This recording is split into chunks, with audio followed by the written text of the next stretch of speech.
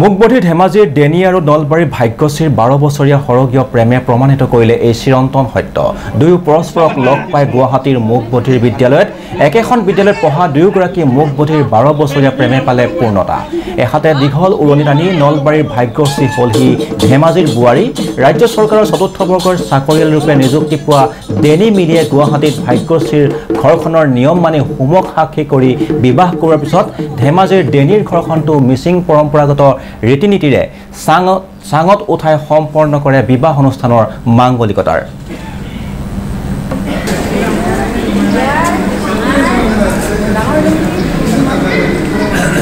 Denny মোৰ দেওৰ হয় আৰু হি সৰু প্ৰাথমিক বিদ্যালয় ভাউৰী দেৱী মুকবধিৰ স্কুল গুৱাহাটীৰ পৰা পঢ়িছে। তাতে ভাগ্যশ্ৰীক লগ পাইছিলে। সিহঁত দুইজনে মুকবধিৰ হয়।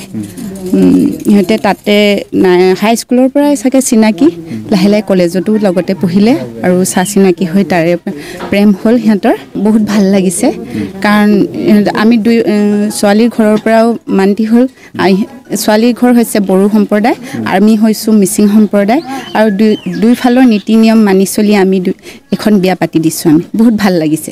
ল'ৰাটো এতিয়া বৰ্তমান ফ'ৰ্থ গ্ৰেডত চাকৰি পালে, আছাম মেডিকেল কলেজত ফ'ৰ্থ গ্ৰেডত চাকৰি পাইছে। বন্ধু বান্ধৱ কমচে কম 20টামান বেছি আহিছে।